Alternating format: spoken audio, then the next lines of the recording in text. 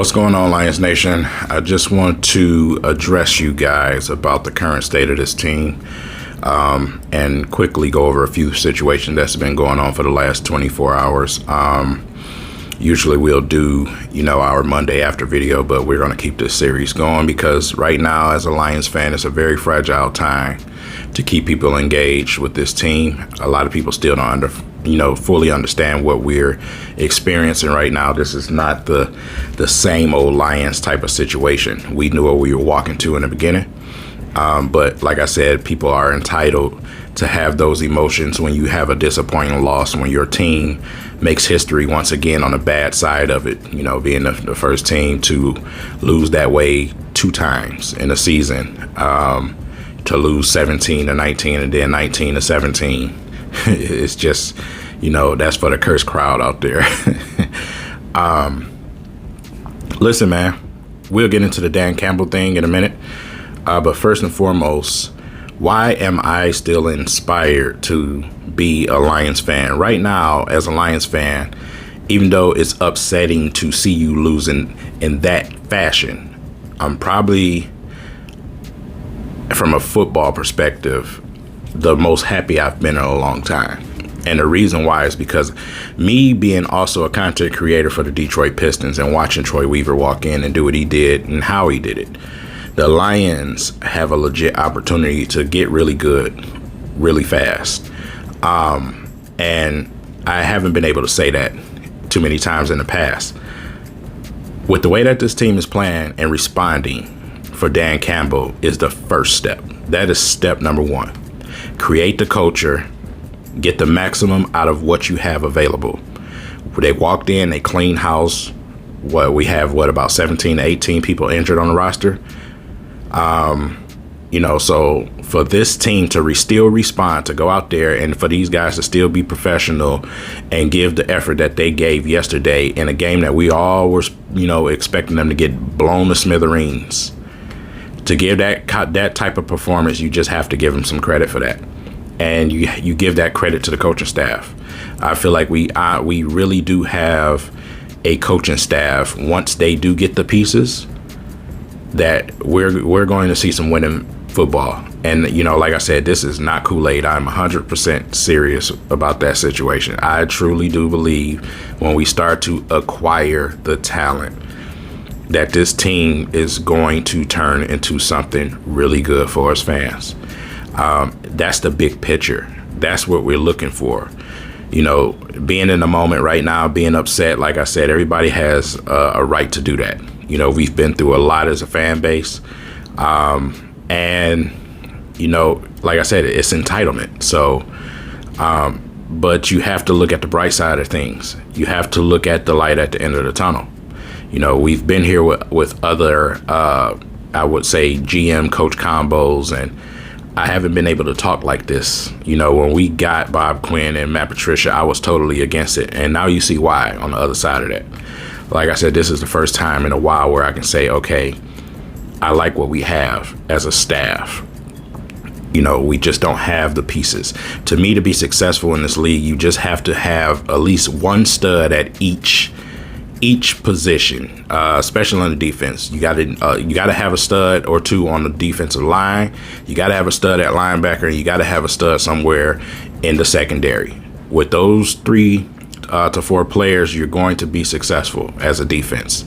And you notice I said stud. You don't have to have superstars, but you have to have studs that affect the game and that can change the game and make it better and easier for everybody around them, that can make plays here and there to help you win games. And it's the same on the offensive end. The offensive line, we're just about there. They got a lot of injuries right now. Ragnow and Taylor Decker out. You look at the status of those 2 players and you say, okay, those guys are out right now. For what we do have as far as the line, they didn't play the greatest yesterday, but a lot of depth players and some rookie and second year players on that line. I'll take that, man. We got studs, on the offense, and TJ and Williams and Swift, it's devastating to see that Cephas broke his collarbone. He'll probably be out for the rest of the season, but Cephas, when you go out and get a number one receiver, it's only going to make guys like Cephas and St. Brown better. So you have to look, like I said, you have to look into the future. You got to look into the future. We have multiple first round picks. You have a man that hasn't had a first round pick in years, and you give him an opportunity to bring some talent in here to this team like he did when he was in LA. So you got to understand the situation. We got to pipe down, and we got to snap back into reality. You know, we get the emotions out, go ahead and get those screams out and hollers, and yeah. And let's snap back into reality. Will we go 0-17? I still do not believe so. But at this point right now, I'm focused on the future. We'll get to the history when we get to that point towards the end of the season. But let's talk about this Dan Campbell situation. Once again, everybody is entitled to their opinion about the situation. I'm going to give you mine, and I'm not going to speak on anybody else's. And you don't have to agree with me. You don't have to feel my opinion, but it's my opinion. Me personally, after what I've been through over the last couple of years, I see no type of negativity when a man shows emotion. When a man shows emotion, especially due to the situation, I have the utmost respect for him.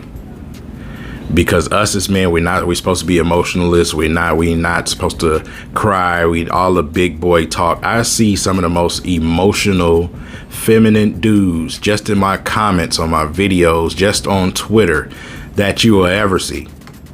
And just because they don't cry physically does not mean anything. There's some very sensitive men around here. I can give you some stories and show you some evidence. So when I see a coach like Dan Campbell, and when I look at the performance that I got out of that team, on Sunday, the combination of the both, it riles me up because, not only do they respond for that coach, I know they're going to see that and say, this man really wants us to win. He wants the best for us. And me being, a person who played high school and a little bit of collegiate football, it makes me want to run through a wall. It makes me want to, if I'm a player, I'm saying, listen, man, my coach wants so much for us that he's willing to take the embarrassment and go out there and cry. A lot of people think it's theatrics. That's not theatrics. There's a difference. And I don't want to have to bring the race into it, but I have to. You can tell when it's theatrics. Okay. You can tell when it's theatrics. Dan Campbell's face was red. That man was really crying. That was not for show. That was not theatrics, man.